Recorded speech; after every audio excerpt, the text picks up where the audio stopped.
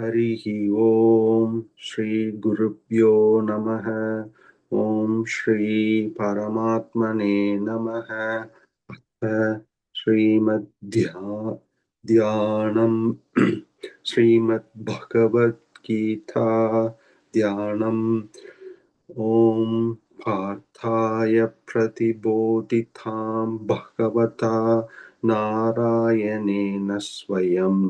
व्यासेन ग्रथितां ग्रथितां पुराणमुनिना मध्ये महाभारतम् अद्वैतामृतवर्षिणीं भगवतीम् अष्टादशाध्यायिनीम् अम्ब त्वाम् अनुसन्दधामि भगवद्गीते भगवद्वेषिणीम्। नमोऽस्तु ते विशालबुद्धे फुल्लारविन्दाय तपत्रनेत्र येन त्वया भारततैलपूर्णः प्रज्वालितो मयः प्रदीपः प्रपन्नपारिजाताय स्तोत्रवेत्रैकपाणये ज्ञानमुद्राय कृष्णाय गीतामृतदुहे नमः। वसुदेवसुतं देवं कंसचाणूरमर्दनं देवकी परमानन्दं कृष्णौ वन्दे जगद्गुरुम्। भीष्मद्रोणतथा जयद्रथा जला गान्धारनीलोपला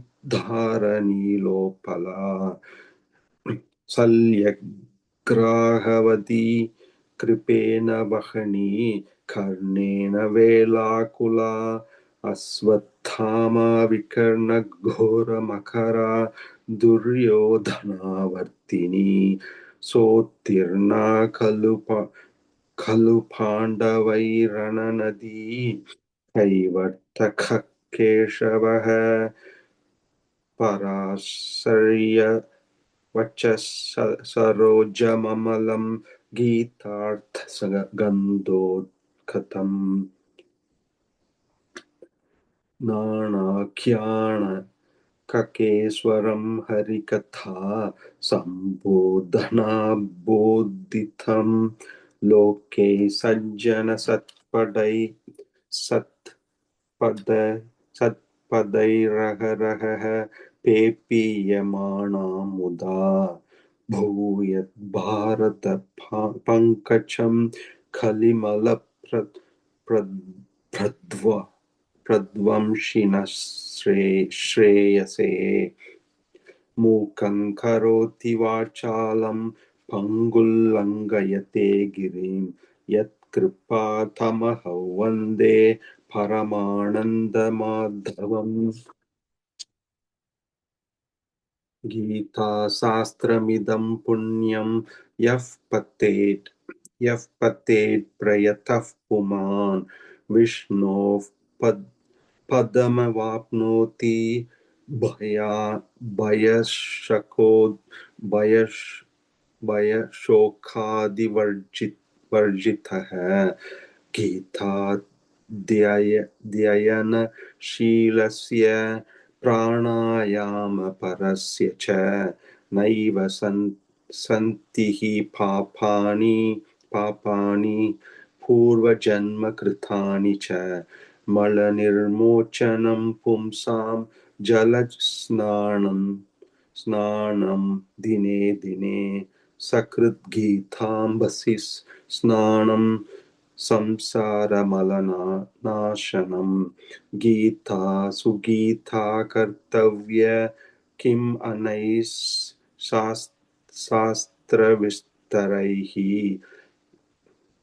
यस्वयं पद्मनाभस्य मुखपद्मात् विनिसृता भारतामृत सर्वस्वं विष्णोर्वक्त्राद् विनिश्रितम् गीता गङ्गोदगं पीत्वा पुनर्जन्म न विद्यते सर्वोपनिषदो गावः दोग्धा गोपालनन्दनः पार्थो वत्सः सुधीर्भोक्ता दुग्धं गीतामृतं महत् एकं शास्त्रं देवकीपुत्रगीतम् एको देवो देवकीपुत्र एव एको मन्त्रस्तस्य नामानि यानि कर्माप्येकं कर्माप्येकं तस्य देवस्य सेवा शान्ताकारं भुजगशयनं पद्मनाभं सुरेशं विश्वाधारं गगनसदृशं मेघवर्णं शुभाङ्गं लक्ष्मीकान्तं कमलनयनं योगिभृद्याय ध्यानगम्यं वन्दे विष्णुं भवभयहरं सर्वलोकैकनाथम् यं ब्रह्मा वरुणेन्द्ररुद्रमरुतः स्तुन्वन्ति दिव्यैस्तवैः वेदैः वेदैः साङ्गपदक्रमोपनिषदैः गायन्ति यं सामगाः ध्यानावस्थित तद्गतेन मनसा पश्यन्ति यै योगिनः यस्यान्तन्न विदुषुरासुरगणाः देवाय तस्मै नमः इति गीताध्यानं सम्पूर्णम्। ॐ श्री परमात्मने नमः। अथ श्रीमद्भगवद्गीता प्रथमोऽध्यायः अर्जुनविषादयोगः। धृतराष्ट्र उवाच धर्मक्षेत्रे कुरुक्षेत्रे समवेतायुयुत्सवः मामकाः पाण्डवाश्चैव किमकुर्वत सञ्जय। सञ्जय उवाच दृष्ट्वा तु पाण्डवानीकं व्यूढन् दुर्योधनस्तदा आचार्यमुपसङ्गम्य राजा वचनमब्रवीत् पश्यैतां पाण्डुपुत्राणाम् आचार्य महतीं जमूं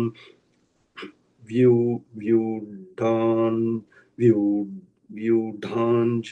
द्रुपदपुत्रेण तव शिष्येण धीमता अत्र शूरा महेश्वासाः भीमार्जुन समायुधि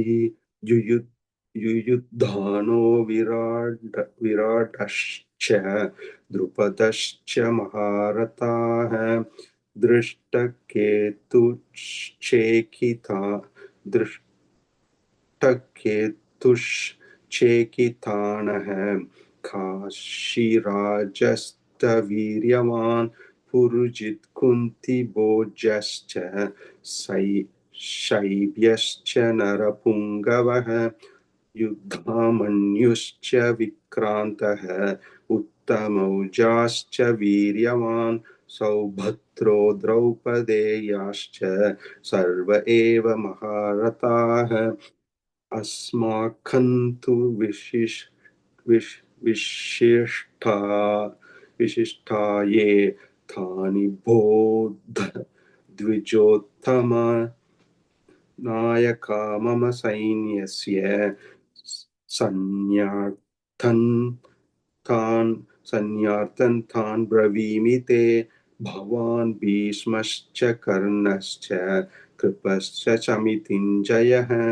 अश्वत्थामा विकर्णश्च सौमदत्तिश्च तथैव च अन्ये च बहवः शूराः मदर्थे त्यक्तजीविताः शस्त्रप्रहरणाः सर्वे विशा विशारदाः अपर्याप्तं तदस्माकं बलं भीष्माभिरक्षितम् पर्याप्तं त्विदमे तेषां बलं भीमाभिरक्षितम् अयनेषु च सर्वेषु यथा भागमवस्थिताः भीष्ममेवाभिरक्षन्तु भवन्तः सर्व एव हि तस्य सञ्जनयन् हर्षं कुरु वृद्धः पितामहः सिंहनादौ विनद्योच्चैः शङ्खं दद्मौ प्रतापवान् ततः शङ्खाश्च भैर्यश्च फणवाणकगोमुखाः सहसैवाभ्यहन्यन्त सशब्दस्तुमुलोऽभवत् ततः श्वेतैर्हयैर्युक्ते महति सिन्दने स्थितौ माधवः पाण्डवश्चैव दिव्यौ शङ्खौ प्रदद्मतुः पाञ्चजन्यं ऋषिकेशः देवदत्तं धनञ्जयः पौण्ड्रं दद्मौ महाशङ्खम् भीमकर्मवृकोदरः अनन्तविजयं राजा कुन्तीपुत्रो युधिष्ठिरः नकुलः सहदेवश्च सुघोषमणिपुष्पकौ काश्यश्च परमेश्वासः शिखण्डी च महारथः दृष्टद्युम्नो विराटश्च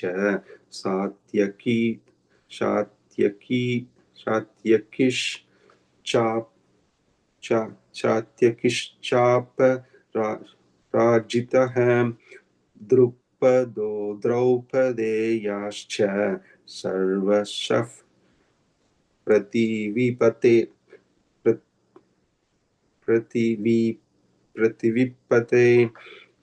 सौभद्रश्च महाबाहुः शङ्खान् दद्मुः पृथक् पृथक्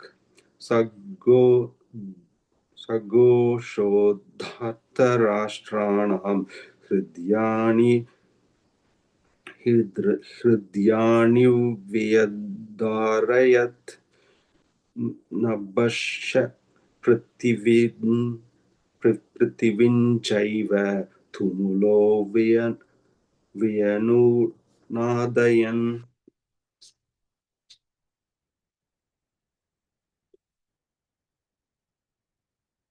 अतौ व्यवस्थितान् दृष्ट्वा धार्तराष्ट्रान् कपिध्वजः प्रवृत्ते शस्त्रसम्पाते धनुरुद्यम्य पाण्डवः ऋषिकेशं तथा वाक्यम् इत्थमाह महीपते अर्जुन उवाच सेनयोरुभयोर्मध्ये रथं स्थापयमेच्युता यावदेतान्निरीक्ष्येऽहम् योद्धुकामानवस्थितान् कर्मया सह योद्धव्यम् अस्मिन् रणसमुद्यमे योत्स्यमानान् वेक्षेऽहम् ययतेऽत्र समागताः धार्तराष्ट्रस्य दुर्बुद्धेः युद्धे प्रयचिकीर्षवः सञ्जय उवाच एवमुक्तो ऋषिकेशः गुड्डाकेशेन भारत सेनयोरुभयोर्मध्ये स्थापयित्वा रथोत्तमं भीष्मद्रोणप्रमुखतः सर्वेषां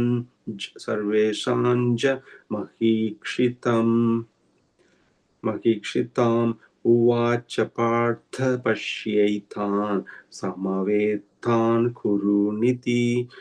तत्र पश्यत् स्थितान् पार्थः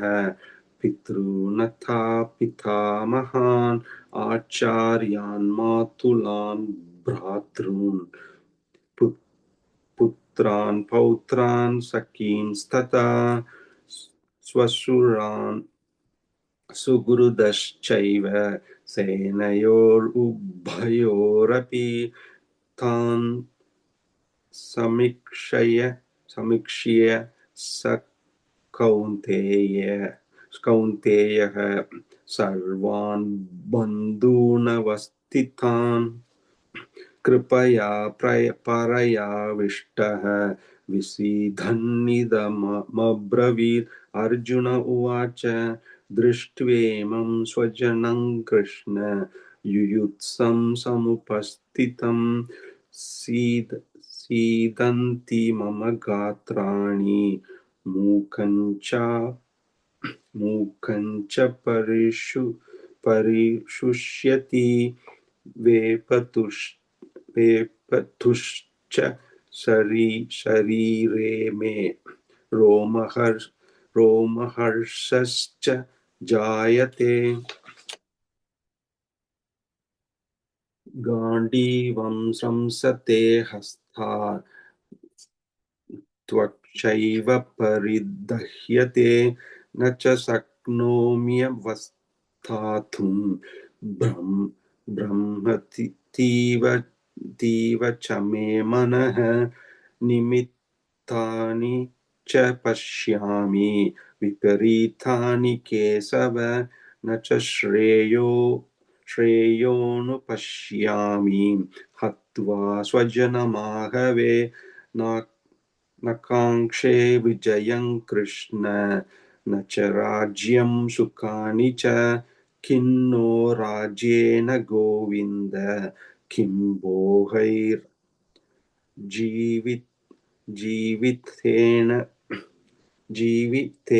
वा ये सामर्थ्ये काङ्क्षितन्नः राज्यं भोगाः सुखानि च तयिमेव स्थिता युद्धे प्राणां त्यक्त्वा धनानि च आचार्यः पितरः पुत्राः तथैव च पितामहः मातुलाः श्वशुराः पुत्राः श्यालासम्बन्धिनस्तथा एतन्न हन्तुमिच्छामि ज्ञतोऽपि मधुसूदन अपि त्रैलोक्य राज्यस्य हेतोः किन्नु मही कृते निहत्य दार्तराष्ट्राणः का प्रीतिः स्याज्जनार्दन पापमेवाश्रयेदस्मान् हत्वैथा नतायन्तायिनः तस्मान्नार्ह वयं हन्तुं धार्तराष्ट्रान् स्वबान्धवान् स्वजनं हि कथं हत्वा सुखिनः सुखिनः सुखिनः श्याम माधव यत् याप्येते याप्येतेन पश्यन्ति लोभोपहत चेतसः कुलक्षयकृतं दोषं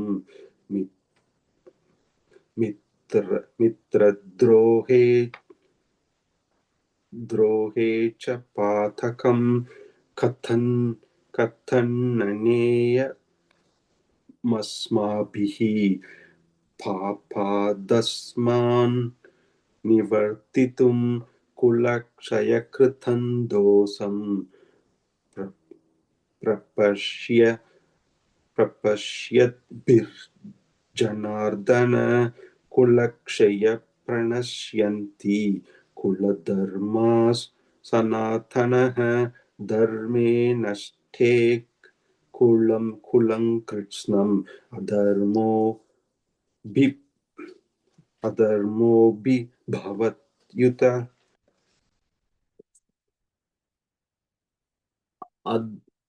अधर्माभिभवत् कृष्ण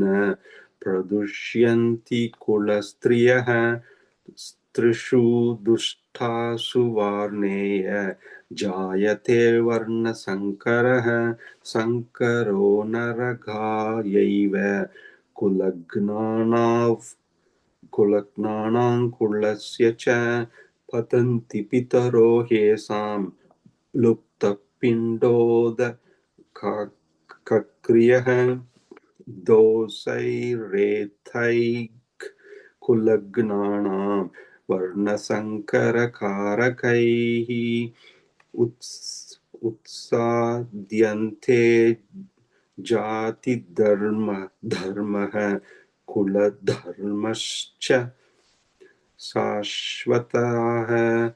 उत्सन्नकुलधर्माणां मनुष्याणां जनार्दन नरके नियतौ वासः भवति भवतीत्यन् शुश्रुम अहो अहो अहो बथ महत्पापं कर्तुव्यवसिता वयं यद्राज्यसुखलोभेन हन्तुं स्वजनमुद्यताः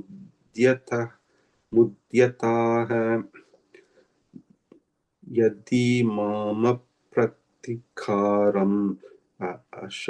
अशस्त्रं शस्त्रपाणयः धार्तराष्ट्रारणे हन्युः तन्मे क्षेमतरं भवेत् सञ्जय उवाच एवमुक्त्वार्जुनः शङ्खे रथोपस्थ उपाविशात् विसृज्य शाशरं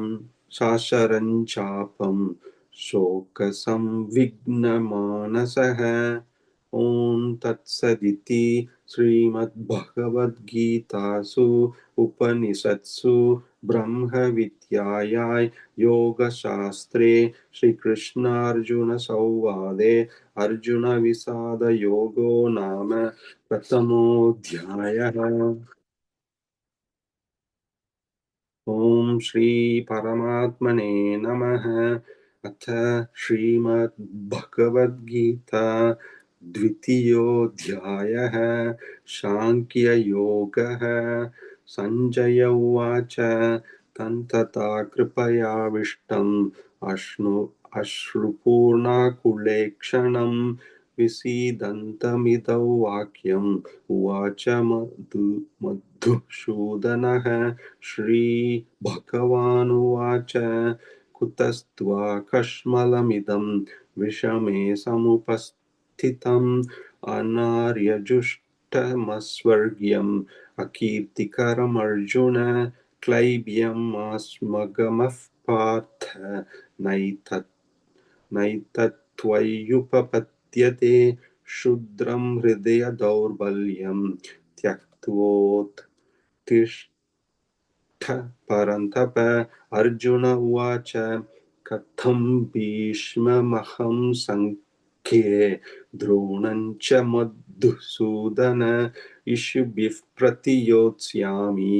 पूजार्हा आवरिसूदन गुरुन् हत्वा हि महानुभावान् श्रेयो भोक्तुं वैक्ष्यमभीकलोके हत्वार्थकामांस्तु गुरूनिहैव भुञ्जीय भोगान् रुधिरप्रदिग्धान् न चैतद्विद् कतरन्नो गरीयः यद्वा जयेम यदि वा नो जयेयुः यानेव हत्वान् नत्वान् जिजीविषामः तेव स्थिताः प्रमुखे धार्तराष्ट्राः कार्पण्यदोषोपहतस्वभावः पृच्छामि त्वां धर्मसम्मूढचेताः यच्छ्रेयस्यान्निश्चितं ब्रूहि तन्मे शिष्यस्तेऽहं शादिमान् त्वां प्रपन्नम् न हि प्रपश्यामि ममाप्नुद्यात् यच्चोहमुच्चोषणमिन्द्रियाणाम् अवाप्य भूमा वसपत्र मृद्धं राज्यं सुराणामपि चाधिपत्यं सञ्जय उवाच एवमुक्त्वा ऋषिकेशं गुडाकेशः परन्तपः न योत्स्य इति गोविन्दम् उक्त्वा तूष्णीं बभूवः तमुवाच ऋषिकेशः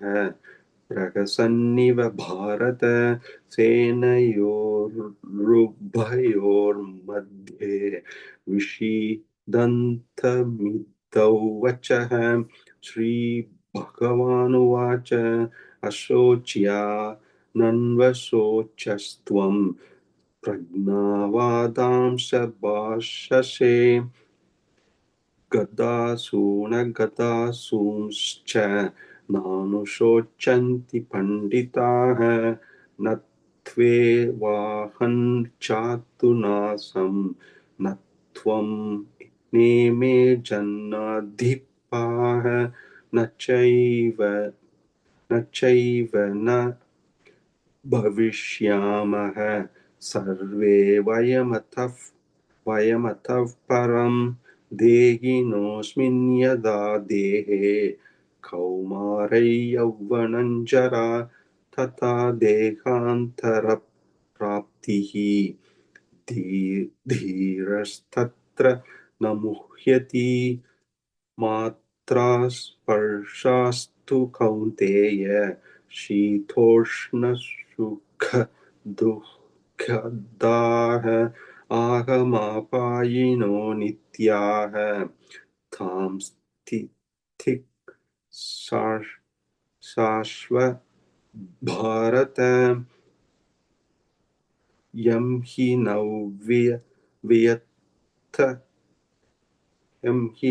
वियत्तयन्त्यात्ते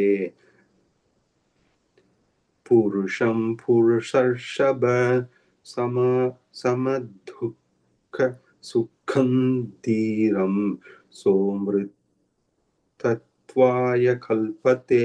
नासतो विद्यते भावः न भावो विद्यते सतः उभयोरपि दृष्टोऽन्तः त्वनयोस्तत्त्वदर्शिभिः अविनाशि तु तद्विद्धि येन सर्वमिदं ततं विनाशमव्ययस्यास्य न कश्चित् कर्तुमर्हति अन्तवन्त इमे देहाः नित्यस्योक्तः शरीरिणः अनाशिनो प्रमेयस्य तस्माद्युद्धस्व भारत ययेणौ वेत्ति हन्तारम् यश्चैनं मन्यते हतम् उभौ तौ न विजानीतः नायं हन्ति न हन्यते न जायते म्रियते वा कदाचित् नायं भूत्वा भवितवान् भूयः अजो नित्यः शाश्वतोऽयं पुराणः न हन्यते हन्यमाने शरीरे वेदा विनाशिनं नित्यं ययेणमजमव्ययं कथं स पुरुषः पार्थ खङ्गाथयति खन्तिकं वासांसि जीर्णानि यथा विहाय नवानि गृह्णाति नरोपराणि तथा शरीराणि विहाय जीर्णान् यन्यानि संयाति नवानि देहि नैनञ्च छिन्दन्ति शस्त्राणि नैनञ्च दहति पावकः न चैनं क्लेदयन्त्यापः न शोष्यति मारुतः अच्छेद्यो यमदा यच्छेद्यो यम अच्छोद्योय मदह्योऽयम् अक्लेद्यो शोषयेव च नित्यः सर्वगतस्थाणुः अचलोऽयं सनातनः अव्यक्तोऽयमचिन्त्योऽयम् अविकार्योऽय मुच्यते तस्मादेवौ विदित्वैनं नानुशोचितुमर्हसि अथ चैनं नित्यजातं नित्यो वा मन्यसे मृतं तथापि त्वं महाबाहो नैवं शोचितुमर्हसि जातस्य हि ध्रुवो मृत्युः ध्रुवं जन्म मृतस्य च तस्मादपरिहार्येते न त्वं शोचितुमर्हसि अव्यक्तादीनि भूतानि व्यक्तामध्यानि भारत निधनान्येव तत्र का परिदेवना आश्चर्यवत् पश्यति कश्चिदेनम् आश्चर्यवत् वदति तथैव चान्यः आश्चर्यवच्चैनमन्यः शृणोति श्रुत्वाप्येनौ वेद न चैव कश्चित् देहि नित्यमवध्योऽयं देहे सर्वस्य भारत तस्मात् सर्वाणि भूतानि न त्वं शोचितुमर्हसि स्वधर्ममपि चावेक्ष्य न विकम्पितुमर्हसि धर्म्याधियुद्धश्रेयोऽन्यत् क्षत्रियस्य न विद्यते यदृच्छया चोपपन्नं स्वर्गद्वारमपावृतं सुखिनः क्षत्रियः पार्थ लभन्ते युद्धमीदृशम् अत चेत् अत चेत्त्वमिमं धर्म्यं सङ्ग्रामन्न करिष्यसि ततः स्वधर्मं धर्मं कीर्तिं च हित्वा पापमवाप्स्यसि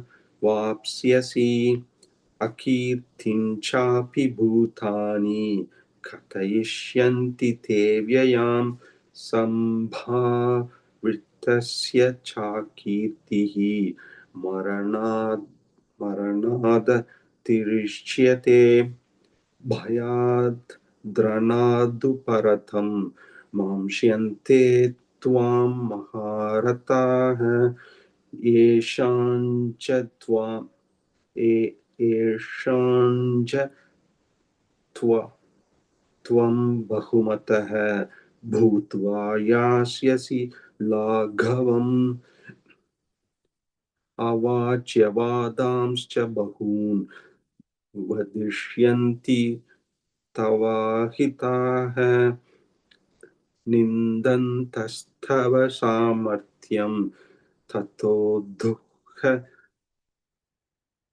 तरन्नु किं हतो हतो वा प्राप्स्यसि स्वर्गं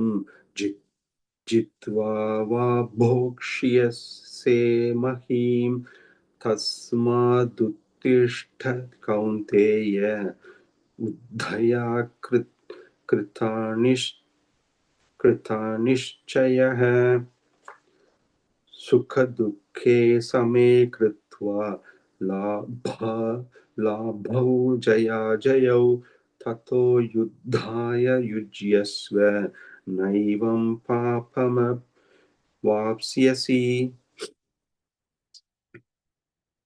एषा ते विहिता साङ्ख्ये बुद्धिर्योगे त्विमां शृणु बुद्ध्या युक्तो यया पार्थ कर्मबन्धं प्रकाश्यसि नेहाभिक्रमनाशोऽस्ति प्रत्यवायो न विद्यते स्वल्पमप्यस्य धर्मस्य त्रायते महतो भयात् व्यवसायात्मिका बुद्धिः एकेह कुरु नन्दन बहुशाखा बहुशाखाह्यनन्ताश्च बुद्धयो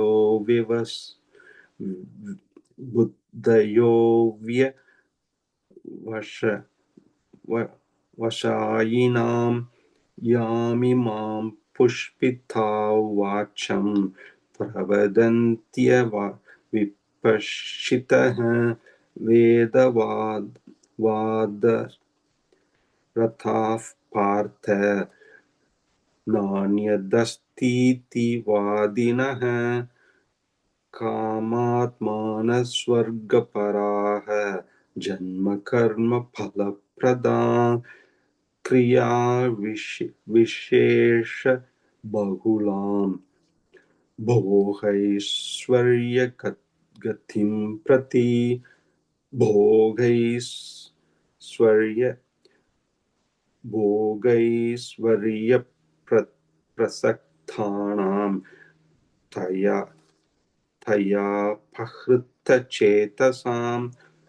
व्यवसायात्मिका बुद्धिः समादौ न विद्यते त्रैगुण्यविषया वेदाः निस्त्रैगुण्यो भवार्जुन निर्द्वन्द्वो नित्यसत्त्वस्थः निर्योगक्षेम आत्मवान् यावानर्थ उदपाने सर्वतः सम्प्लुतोदके तावान् सर्वेषु वेदेषु ब्रह्मणस्य विजानतः कर्मण्येवाधिकारस्ते मा फलेषु कदाचन मा कर्मफलहेतुर्भूः मा ते सङ्गोऽस्त्वकर्मणि योगस्थः कुरु कर्माणि सङ्गं त्यक्त्वा धनञ्जय सिद्ध्यो समो भूत्वा समत्वयोग उच्यते दूरेण ह्यवरं कर्म बुद्धियोग धनञ्जय बुद्धौ शरणमन्विच्छ कृपणाः फलहेतवः बुद्धियुक्तो जहातीह युभे सुकृत दुष्कृते तस्माद् योगाय युज्यस्व योगः कर्मसु कौशलम् कर्मजं बुद्धियुक्ता हि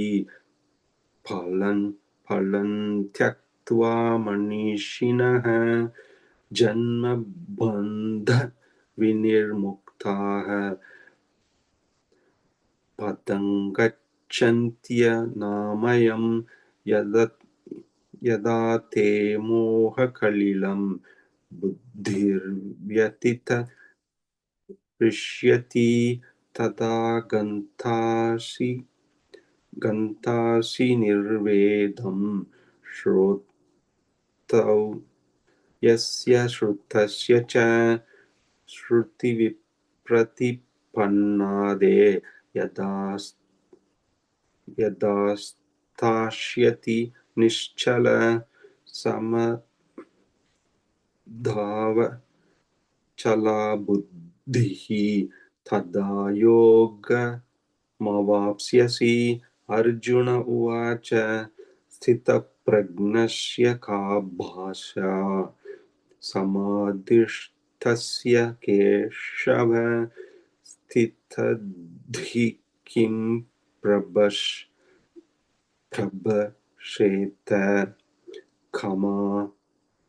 किमासीतौ व्रजते किं श्रीभगवानुवाच प्रजहाति यदा कामान् सर्वान् पार्थमनोगतान् आत्मन्येवात्मना तुष्टः स्थितप्रज्ञस्तदोच्यते दुःखेष्वनुद्विग्नमनाः सुखेषु विगतस्पृहः वीतराग भयक्रोधाः स्थितधीर्मुनिरुच्यते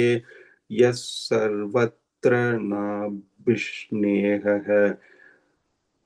तत् प्राप्य शुभाशुभम् नाभिनन्दति न द्वेष्टि तस्य प्रज्ञा प्रतिष्ठिता यदा संहरते चायं कुर्मोऽङ्गानीव सर्वशः इन्द्रियाणीन्द्रियार्थेभ्यः तस्य प्रज्ञा प्रतिष्ठिता विषया विनिवर्तन्ते निराहारस्य देहिनः रसवर्ज्यं रसोऽप्यस्य परं दृष्ट्वा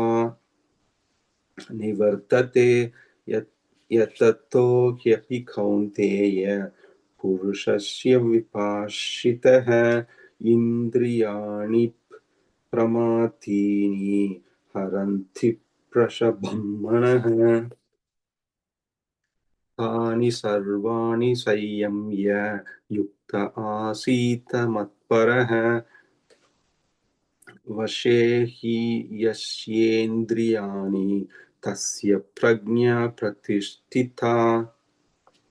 ध्यायतो विषयान् पुंसः सङ्गस्तेषु तेषु पजायते संगात् संजायते कामः कामात् क्रोधोऽभिजायते क्रोधात् भवति सम्मोहः सम्मोहात् स्मृतिविभ्रमः स्मृतिभ्रंशात् बुद्धिनाशः बुद्धिनाशात् प्रणश्यति रागद्वेषवियुक्तैस्तु विषयान् विषयानिन्द्रियैश्चरन् आत्मवश्यैर्विद्धेयात्मा प्रसादमधिगच्छति प्रसादे सर्वदुःखानां हानिरस्योप्यजायते प्रसन्नचेतसो ह्याशु बुद्धिः पर्यवतिष्ठते नास्ति बुद्धिरयुक्तस्य न न च युक्तस्य भावना न च न भावयतः शान्तिः अशान्तस्य कुतः सुखम् इन्द्रियाणां हि चरतां यन्मनोनुविधीयते तदस्य हरति प्रज्ञां वायुर्नावमिवाम्भसि तस्माद्यस्य महाबाहो निगृहीतानि सर्वशः इन्द्रियाणीन्द्रियार्थेभ्यः तस्य प्रज्ञा प्रतिष्ठिता यानिशा सर्वभूतानां तस्यां जागर्ति संयमी यस्यां जागृति भूतानि सा निशा पश्यतो मुनेः आपूर्यमाणमचलप्रतिस्थं समुद्रमापः प्रविशन्ति यद्वत् तद्वत् कामायं प्रविशन्ति सर्वे स शान्तिमाप्नोति न कामकामी विहाय कामान् यः सर्वान् पुमांश्चरति निःस्पृहः निर्ममो निरहङ्कारः स शान्तिमधिगच्छति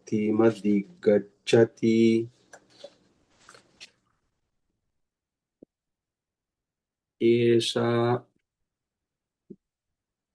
ब्राह्मी स्थितः पार्थ नैनां प्राप्य विमुह्यति स्थित्वा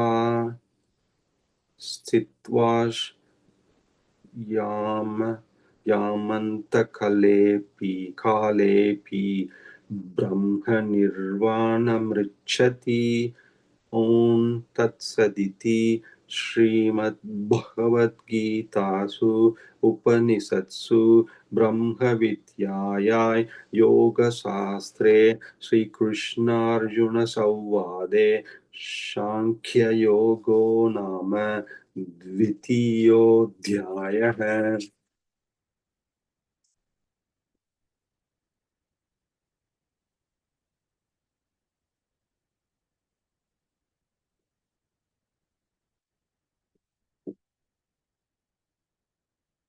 ओम श्री परमात्मने नमः। अथ तृतीयोऽध्यायः कर्मयोगः। अर्जुन उवाच ज्यायसि चेत् कर्मणस्ते मता बुद्धिर्जनार्दन तत्किं कर्मणि घोरे मा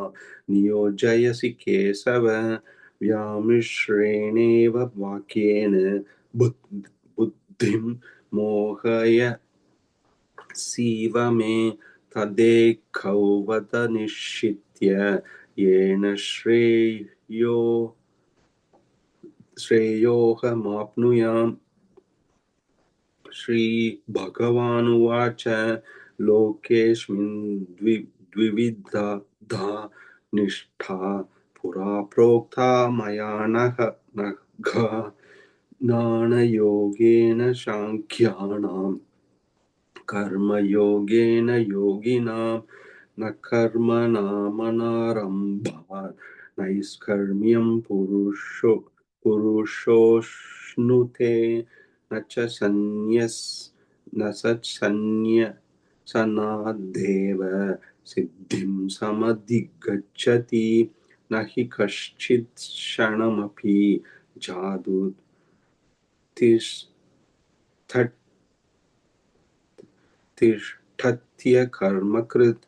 कार्यते ह्यवशः कर्म सर्वः प्रकृतिजैर्गुणैः कर्मेन्द्रियाणि संयम्य या आस्ते मनसा स्मरन् इन्द्रियार्थान् विमूढात्मा मिथ्याचारस्य उच्यते यस्त्विन्द्रियाणि मनसा नियम्यारभते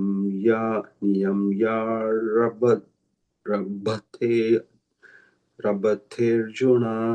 कर्मेन्द्रियैः कर्मयोगम् असक्तः स विशिष्यते नियतौ कुरु कर्म त्वं कर्मज्ञायो ह्यकर्मणः शरीरयात्रापि च ते न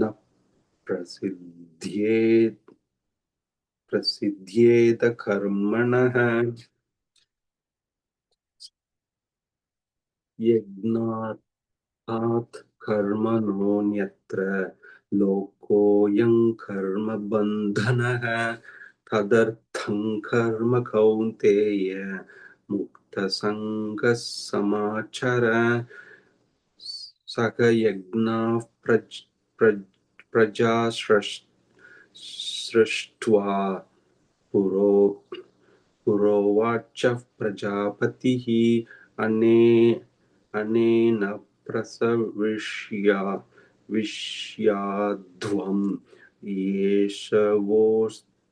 येषवोस्त्विष्ठ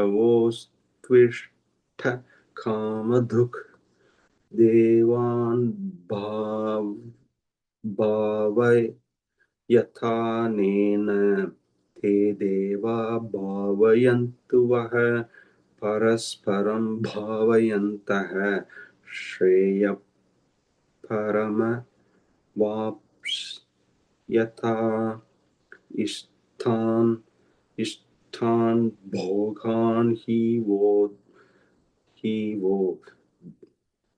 इष्टान् भोगान् हि वो देवाः दास्यन्ते यज्ञभाविताः तैर्दत्तान प्रदायैभ्यः यो भुङ्क्ते स्तेन एव सः यज्ञशिष्टाशिनः सन्तः मुच्यन्ते सर्वकिल्बिषैः भुञ्जते त्वगं पापाः ये पचन्त्यात्मकारणात् अन्नाद् भवन्ति भूतानि पर्जन्यादन्नसम्भवः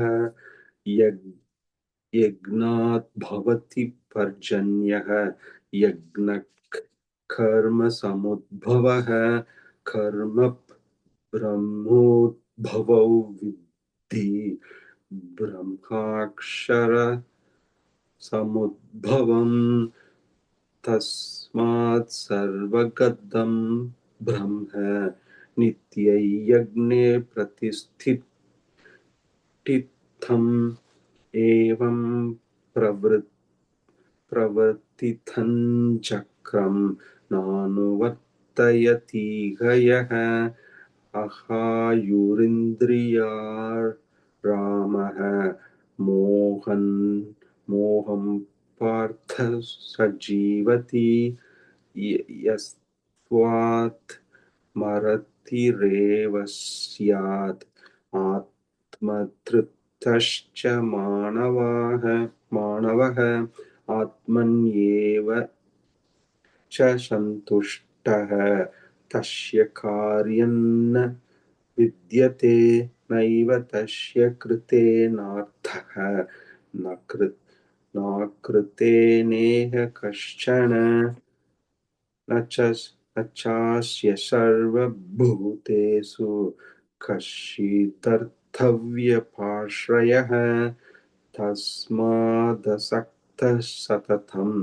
कार्यं कर्म समाचर असक्तो ह्याचरन् कर्म परमाप्नोति पूरुषः कर्मणैव हि संसिद्धिम् आस्थिता जनकादयः लोकसङ्ग्रहमेवापि सम्पश्यन् कर्तुमर्हसि यत् यदाचरति श्रेष्ठः तत् तत् तत्तदेव देवेतरो जनः स यः प्रमाणं कुरुते लोकस्तदनुवर्तते न मे पार्थास्ति कर्तव्यम् त्रिषु लोकेषु किञ्चन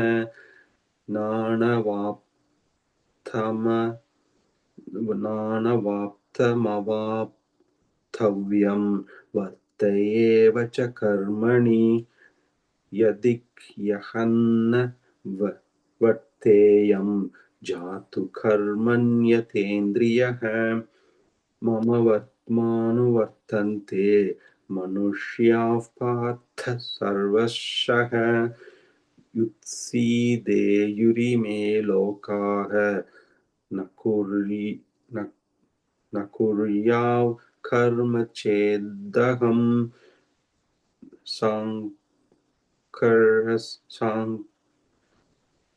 शङ्करस्य च कर्तृस्याम् उपहन्यामिमाः प्रजाः सक्तः कर्मण्य विद्वांसः यथा कुर्वन्ति भारत कुर्यात् विद्वांस्तथा सक्तः चिकीर्षु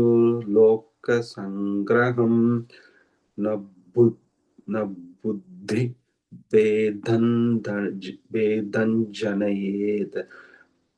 अज्ञानं कर्म संगिनां जोषयेत् सर्वकर्माणि विद्वान् युक्तः समाचरन् प्रकृते क्रियमाणानि गुणैः कर्माणि सर्वशः अहङ्कारविमूढात्मा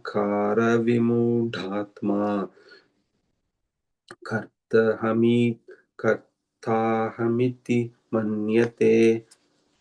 तत्त्ववित्तु महाबाहो गुणकर्मविभागयोगो गुणागुणेषु वर्तन्ते इति मत्वा न सज्जते प्रकृतेर्गुणसम्मूढाः सज्जन्ते गुणकर्मसु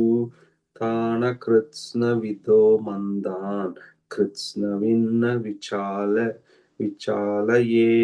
मयि सर्वाणि कर्माणि सन्न्यस्याध्यात्मचेतसां निर्ममो भूत्वा युध्यस्व विगतज्वरः ये मे मदमिदं नित्यम् अनुतिष्ठन्ति मानवाः श्रद्धावान् श्रद्धावन्तो वन्तो न श्रूयन्तः मुच्यन्ते तेऽपि कर्मभिः यत् यद्वेद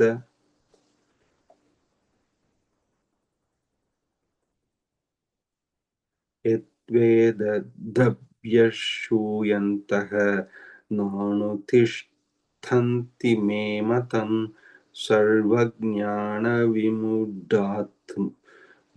विमूढांस्तान् विद्धि नष्टान चेतसः सदृशं चेष्टते स्वस्याः प्रकृतेर्ज्ञानवानपि प्रकृति यान्ति भूतानि निग्रह किं करिष्यति इन्द्रियस्येन्द्रियस्यार्थे रागद्वेषौ व्यवस्थितौ तयोर्नवसमागच्छेत् तौ ह्यस्य परिपन्थिनौ श्रेयान् स्वधर्मो विगुणः परधर्मात् स्थितात् स्वधर्मे निधनं श्रेयः परधर्मो भयावहः अर्जुन उवाच अत केन प्रयुक्तोऽयं पापञ्चरति पुरुषः अनिच्छन्नपि वार्ष्णेय बलादिव नियोजितः श्रीभगवानुवाच काम एष क्रोध एषः रजोगुणसमुद्भवः महाशनो महापाप्मा विद्येन मिह वैरिणम् धूमेन व्रियते वह्निः यथा यथादर्शो मलेन च यथोल्बेनावृतो गर्भः तथा तेनेदमावृतम् आवृतं ज्ञानमेतेन ज्ञानिनो नित्यवैरिण कामरूपेण कौन्तेय दुष्पूरेण नलेन च इन्द्रियाणि मनोबुद्धिः अस्याधिष्ठानमुच्यते एतैर्विमोह यत् येषः ज्ञानमावृत्य देहिनम् तस्मात् त्वमिन्द्रियान् याधौ नियम्य भरतर्षभ पाप्मानां प्रजह्येणं ज्ञानविज्ञाननाशनम् इन्द्रियाणि परन्याहुः इन्द्रियाभ्यः परं मनः मनसस्तु परा बुद्धिः यो बुद्धेः परतस्तु सः एवं बुद्धेः परं बुद्ध्वा संस्तभ्यात्मानमात्मना जहि शत्रुं महाबाहो कामरूपं दुरासदम् ॐ तत्सदिति श्रीमद्भगवद्गीतासु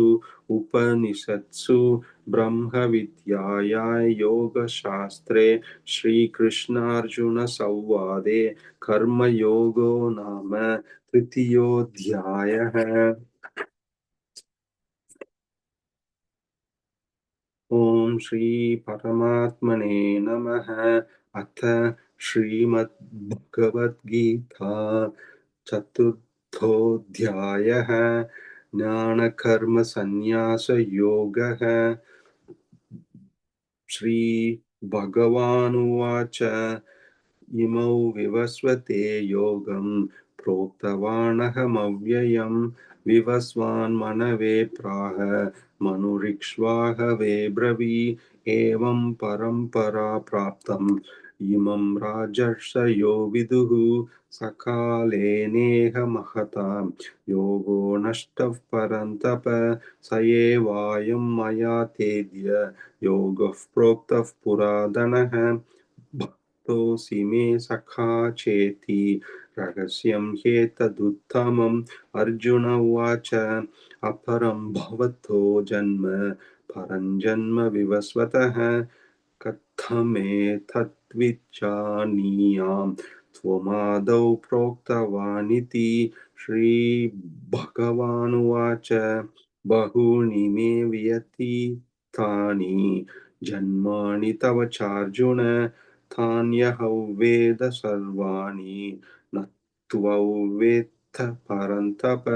अजोऽपि सन्नव्ययात्मा भूतानामीश्वरोऽपि सन् प्रकृतिं स्वामधिष्ठाय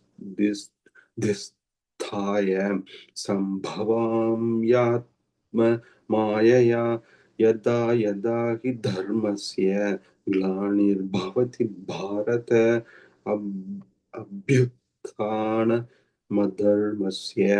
तदात्मानं सृजाम्यहम् परित्राणाय साधूनां विनाशाय च दुष्कृतां धर्मसंस्थापनार्थाय सम्भवामि युगे युगे जन्म कर्म च मे दिव्यम् एवयो वेत्ति तत्त्वतः त्यक्त्वा देहं पुनर्जन्म नैति मामेति सोऽर्जुन वीतरागभयक्रोधाः मन्मया मामुपाश्रिताः बहवो ज्ञानतपसा पूता मद्भावमागताः ये यथा मां प्रपद्यन्ते तांस्तथैव भजाम्यहम् मम वर्त्मानुवर्तन्ते मनुष्याः पार्थ सर्वशः काङ्क्षन्तः कर्मणां सिद्धिं यजन्त इह देवताः क्षिप्रं हि मानुषे लोके सिद्धिर् भवति कर्मजा चातुर्वर्ण्यं मया सृष्टम् गुणकर्म विभागसः शः तस्य कर्तारमपि मां विद्य कर्तारमव्ययम्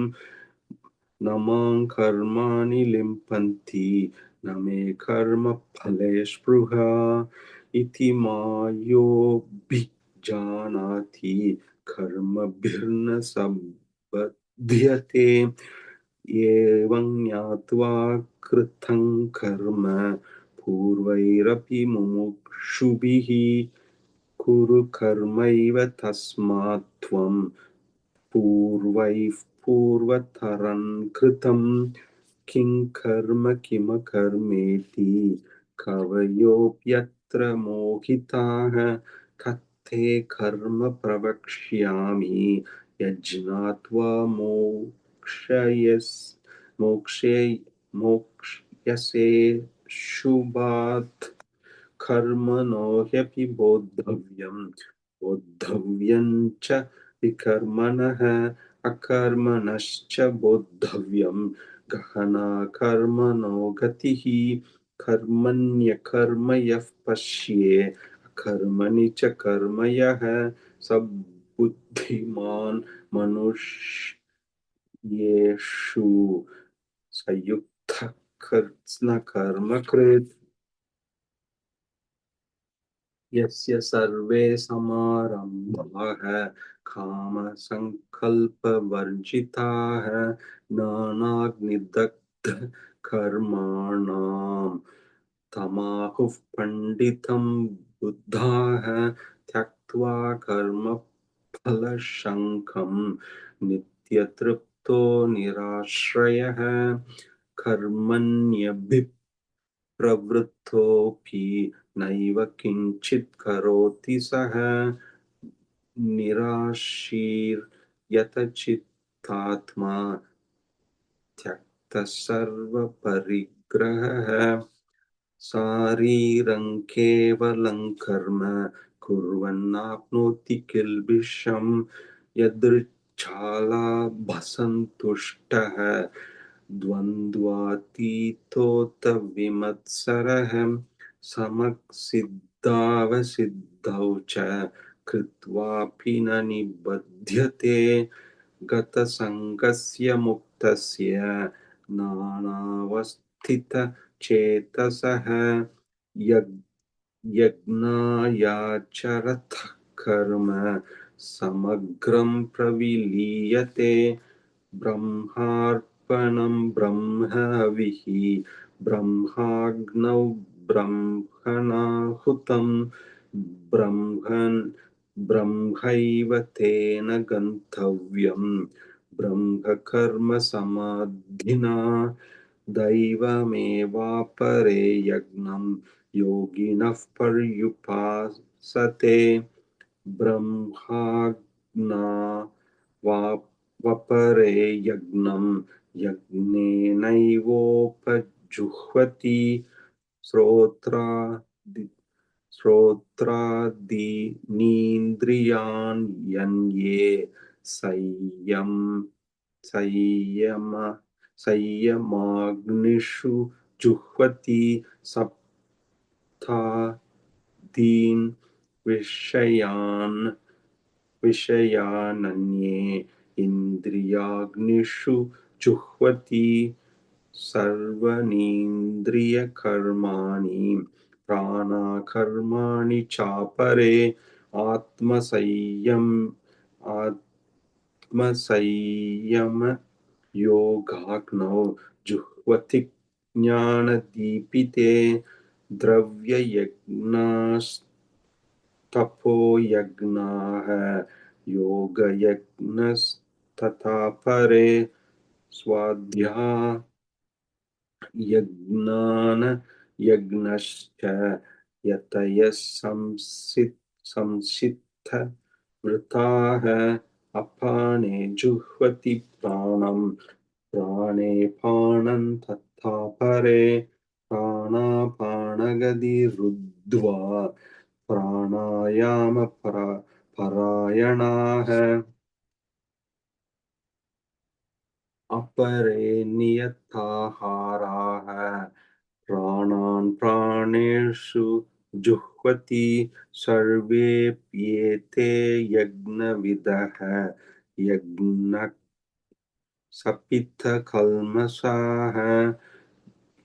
यज्ञशिष्टा मृतभुजः यान्ति ब्रह्म सनातनं नायल्लोकोऽस्त्ययज्ञस्य कुतोऽन्यः कुरु सत्तम एवं बहुविधा यज्ञाः वितता ब्रह्मणो मुखे कर्मजान् विद्धि तान् सर्वान् एवं ज्ञात्वा विमोक्ष्यसे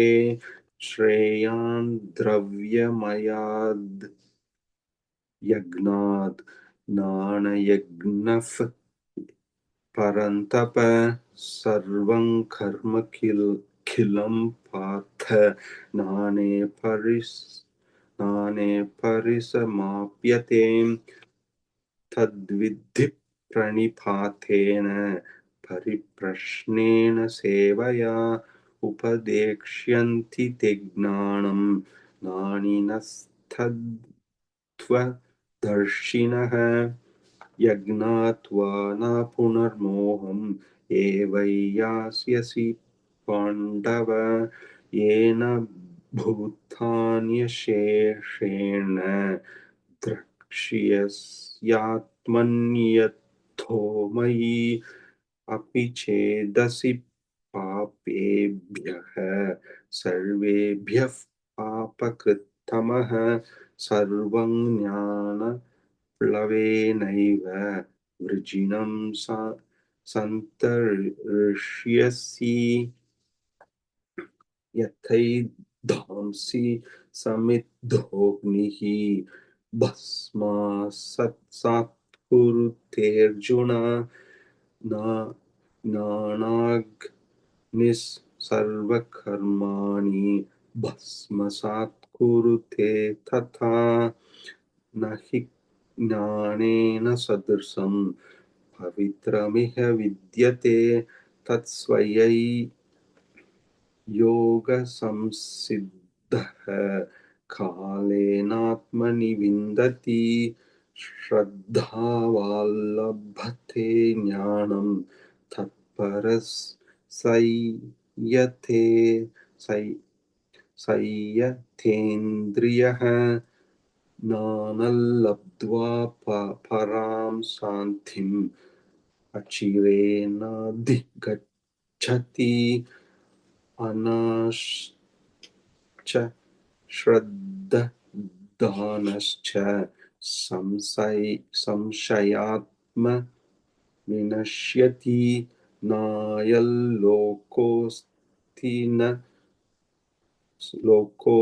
न परः न सुखं संशयात्मनः योगसन्न्यस्तकर्माणं ज्ञानसञ्छिन्नसंशयम् आत्मवन्तं न कर्माणि निबध्नन्ति धनञ्जय तस्मादज्ञानसम्भूतं हृत्संज्ञानानासीनात्मनः चित्त्वैनं संशययोगम् आतिष्ठोत्तिष्ठ भारत ॐ तत्सदिति श्रीमद्भगवद्गीतासु उपनिषत्सु ब्रह्मविद्यायां योगशास्त्रे श्रीकृष्णार्जुनसंवादे ज्ञानयोगो नाम चतुर्थोऽध्यायः।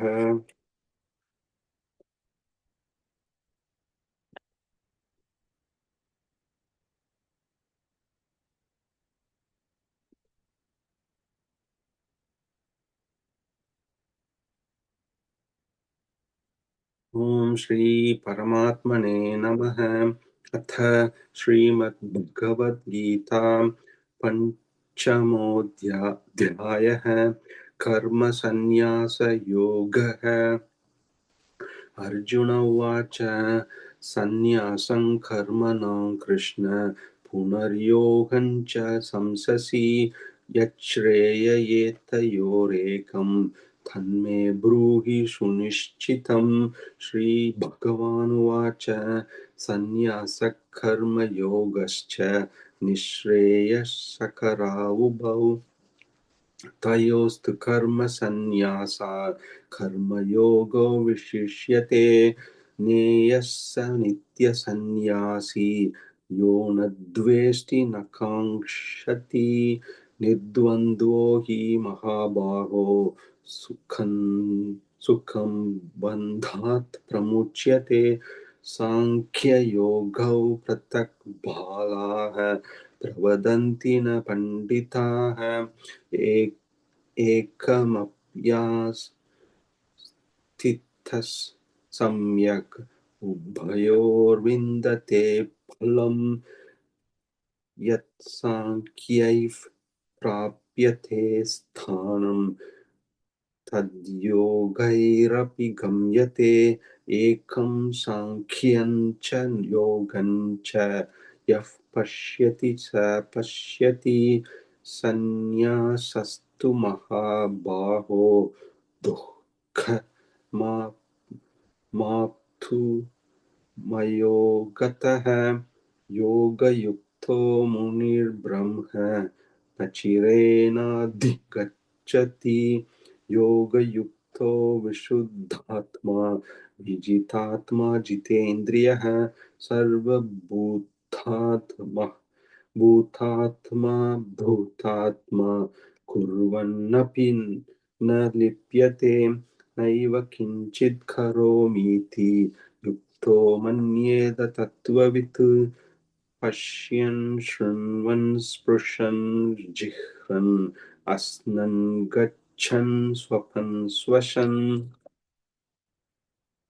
प्रलप्तन् विसृजन् गृह्णन् उन्मिषन्निमिषन्नपि इन्द्रियाणीन्द्रियार्थेषु वर्तन्त इति धारयन् ब्रह्मण्याधाय कर्माणि सङ्गं त्यक्त्वा करोति यः लिप्यते न स पापेन पद्मपत्रमिवाम्भसा कायेन मनसा बुद्ध्या केवलैरिन्द्रियैरपि योगिनः कर्म कुर्वन्ति सङ्गं त्यक्त्वात्मशुद्धये युक्तः कर्मफलं त्यक्त्वा शान्तिमाप्नोति नैष्ठिकीम् अयुक्तः कामकारेण फले सक्तो निबध्यते सर्वकर्माणि मनसा सन्न्यस्यास्ते सुखौ वसि नवद्वारे पुरे देहि नैव कुर्वन्न कारयन् न कर्तृत्वन् न कर्तृत्वन्न कर्माणि लोकस्य सृजति प्रभुः न कर्मफलसंयोगं स्वभावस्तु वस्तु प्रवर्तते नादते कस्यचित् पापं न चैव सुकृतौ विभुः अज्ञानेनावृतं ज्ञानं तेन मुह्यन्ति जन्तवः ज्ञानेन तु तदज्ञानम् येषां नाशितमात्मनः तेषाम् आदित्यवज्ज्ञानं प्रकाशयति तत्परं तद्बुद्धयस्तदात्मानः तन्निष्ठास्तत्परायणाः गच्छन्त्या पुनरावृत्तिम् ज्ञाननिर्धूतकल्मषाः विद्याविनयसम्पन्ने ब्रह्मणे गविहस्तिनि शुनि चैव स्वपाके च पण्डिताः समदर्शिनः इहैव तर्चितः सर्गः येषां साम्ये स्थितं मनः निर्दोषं हि समं ब्रह्म तस्मात् ब्रह्मणि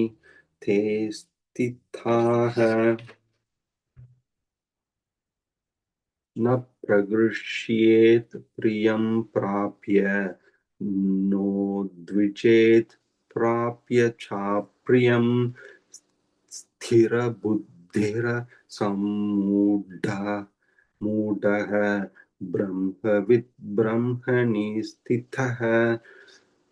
बाह्यस्पर्शेष्वक्तात्मा विन्दत्यात्मनि यत्सुखं यः ब्रह्मयोगयुक्तात्मा सुखमक्षयमश्नुते ये हि संस्पर्शजा भोगाः दुःखयोनय एव ते अद्यन्तवन्तः कौन्तेय न तेषु रमते बुद्धः शक्नोति हैव यः सोद्धुम् प्राक्शरीर विमोक्षणात् कामक्रोधो भवौ वेगम् सयुक्तः ससुखी नरः योऽन्तः सुखोऽन्तरारामः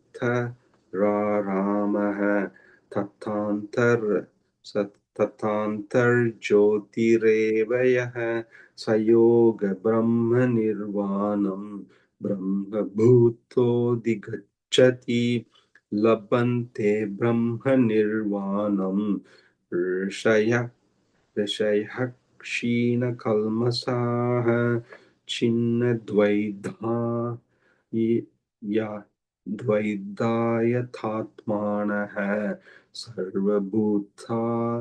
सर्वभूतहिते रताः कामक्रोधवियुक्तानां यतीनां यतचेतसाम् अभितो ब्रह्मनिर्वाणं वर्तते विदितात्मानां स्पर्शान् कृत्वा बहिर्बाह्यान् चक्षुश्चैवान्तरे भ्रुवोः प्राणापानौ समौ कृत्वा नासाभ्यन्तरचारिणौ यतेन्द्रियमनोबुद्धिः निर्मोक्षपरायणः विगतेच्छाभ्यक्रोधः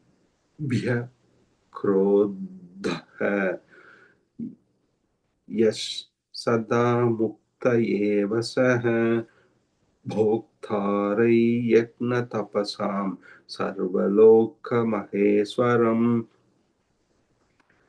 सुहृदं सर्वभूतानां ज्ञात्वा मां शान्तिमृच्छति ॐ तत्सदिति श्रीमद्भगवद्गीतासु उपनिषत्सु ब्रह्मविद्यायां योगशास्त्रे श्रीकृष्णार्जुनसंवादे कर्मसन्न्यासयोगो नाम पञ्चमोऽध्यायः।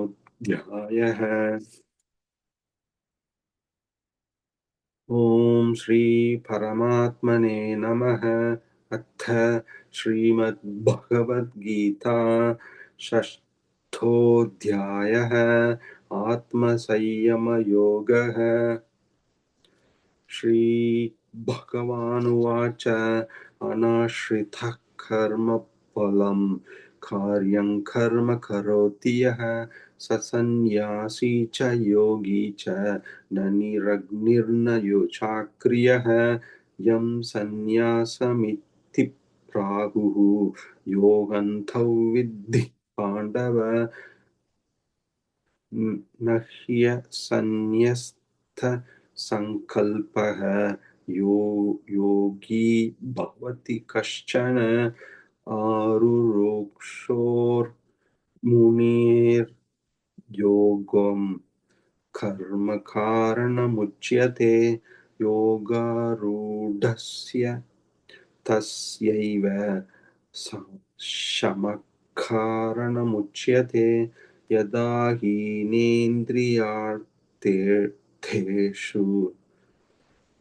न कर्मस्वनुसज्जते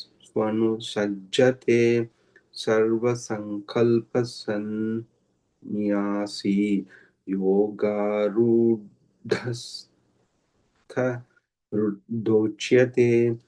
युद्धरेदात्मनात्मानं नात्मानमवसादये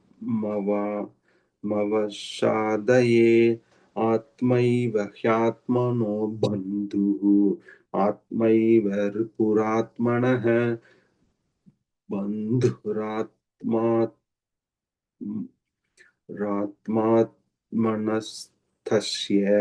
येनात्मैवात्मना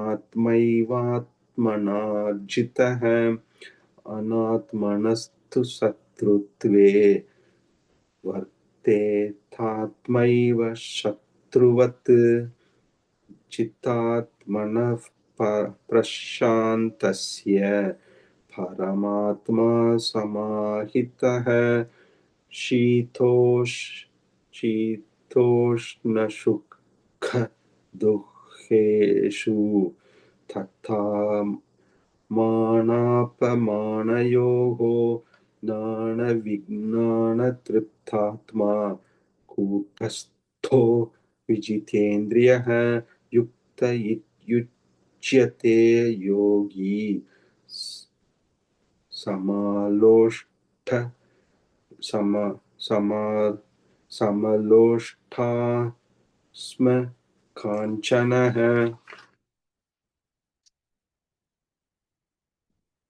सुहृन्मित्रायुदासीन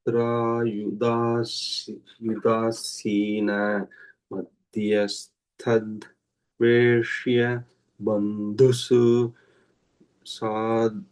साधुष्वपि चाप्येषु समाबुद्धिर्विशिष्यते योगी युञ्जीत सततम् आत्मानं रहसि स्थितः एकाकी चित्तात्मा निराशीरपरिग्रहः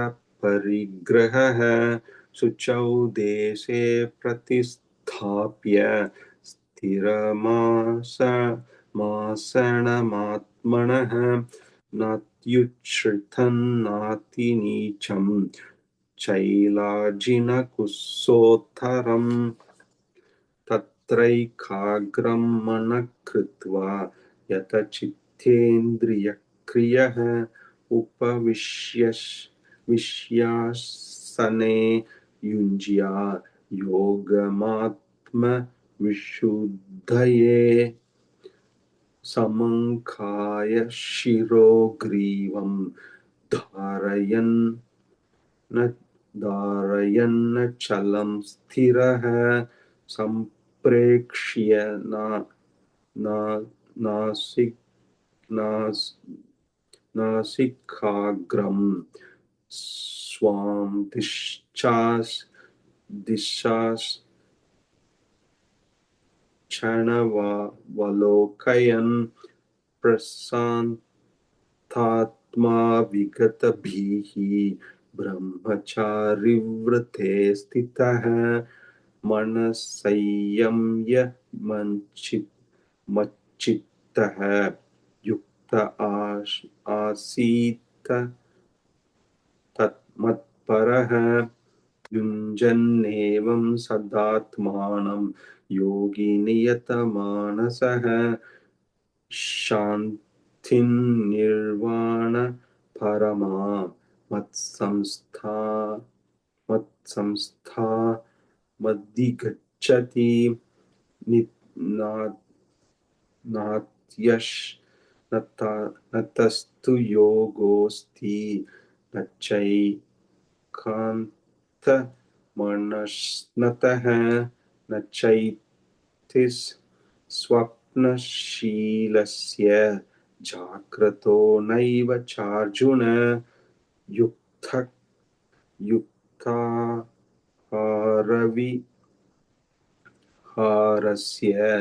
युक्तचेष्टस्य कर्मसु युक्तस्वप्नावबोधस्य योगो भवति दुःखः यदा विनयतं चित्तम् आत्मन्येव वतिष्ठते निःस्पृहः सर्वकामेभ्यः युक्त युच्यते तथा यथा दीपो निवातस्तः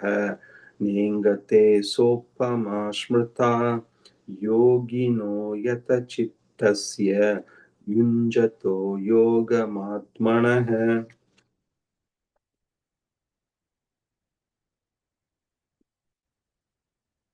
यत्रो परमते चित्तं निरुद्धं योगसेवया यत्र चैवात्मनात्मानं पश्यन्नात्मनि तुष्यति सुखमाद्यन्तिकै यत्तद् बुद्धिग्राह्यमतीन्द्रियं वेत्ति यत्र न चैवायं स्थितश्चलति तत्त्वतः यल्लब्ध्वा चापरलाभं मन्यते नाधिकं ततः यस्मिन् स्थितो न दुःखेन कुरुणापि विचाल्यते तौ विद्यात् दुःखसंयोगवियोगयोगसन्नितं सन्निश्चयेन योक्तव्यः योगो निर्विण्ण चेतसा संकल्पप्रभवान् कामान् त्यक्त्वा सर्वान् शेषतः मनसैवेन्द्रियग्रामं विनियम्य समन्ततः शनैः शनैरुपरमेद् बुद्ध्या धृतिगृहीतया आत्मसंस्थं मनः कृत्वा न किञ्चिदपि चिन्तयेत् यतो यतो निश्चरति मनश्चञ्चलमस्थिरं ततस्ततो नियम्यैतत्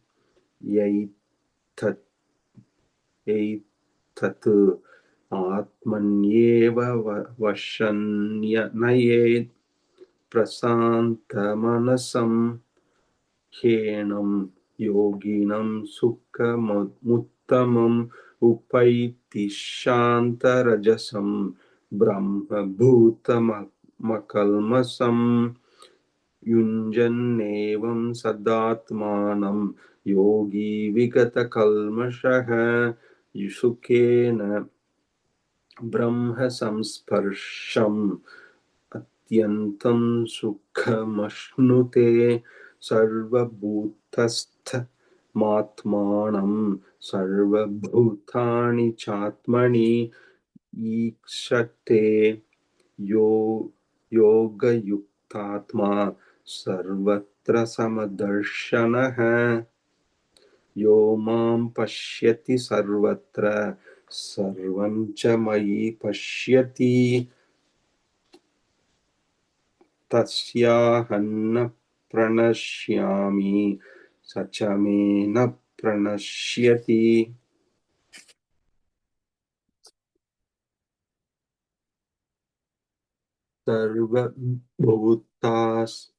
सर्वभूतस्थितै यो मां भजत्येकत्वं मास्थिताः सर्वथा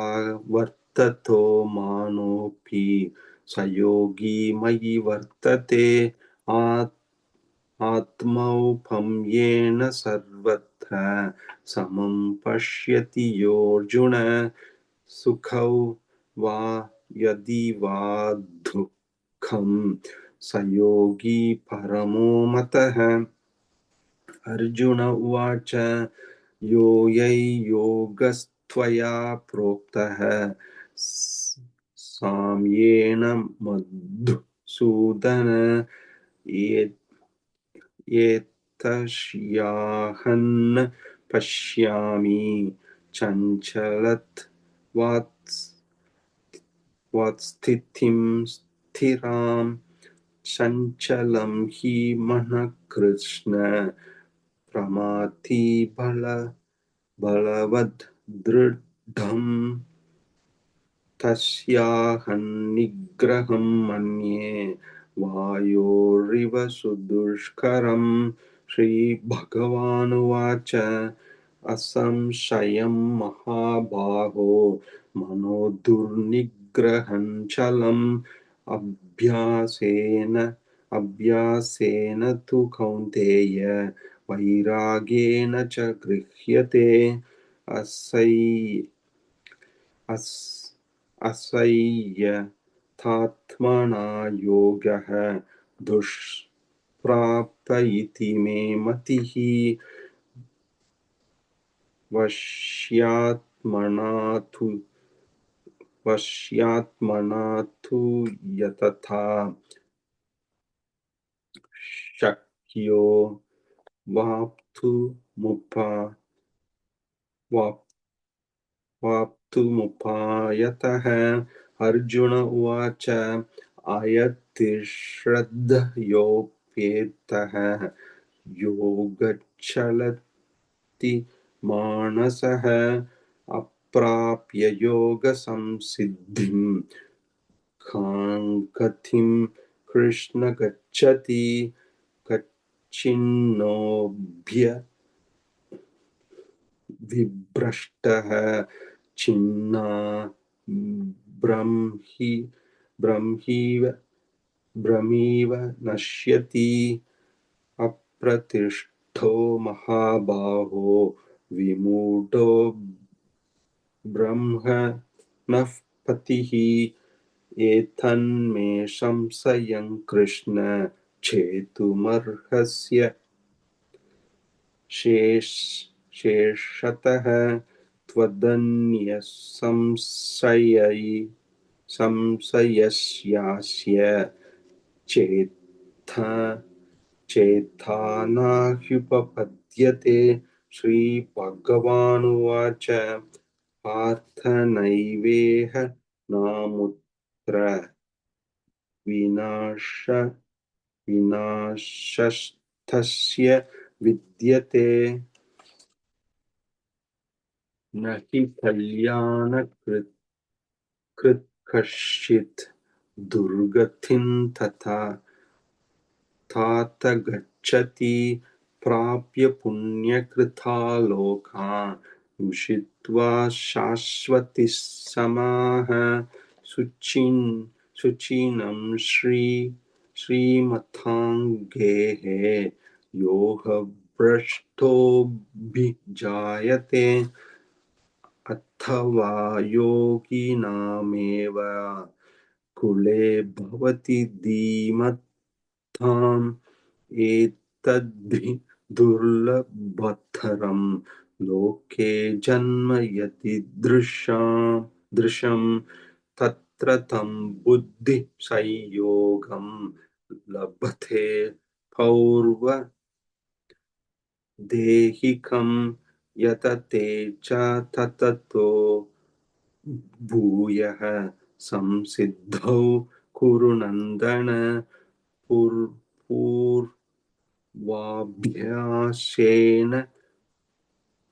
तेनैव क्रियते ह्यवशोऽपि सः जिज्ञासुरपि योगस्य ब्रह्माति वर्तते प्रयत्नाद्यतमानस्तु योगी संशुद्ध किल्बिषः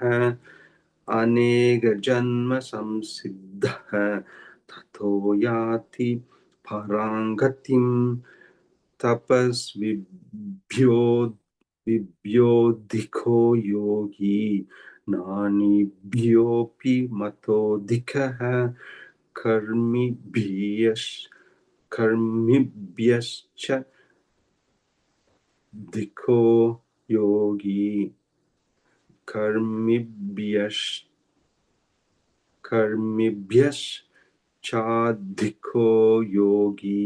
तस्माद् योगी भवार्जुन योगिनामपि सर्वेषां मद्गतेनान्तरात्मना श्रद्धावान् भजते यो मां समे युक्ततमो मतः ॐ तत्सदिति श्रीमद्भगवद्गीतासु उपनिषत्सु ब्रह्मविद्यायां योगशास्त्रे श्रीकृष्णार्जुनसंवादे आत्मसंयम योगो नाम षष्ठोऽध्यायः।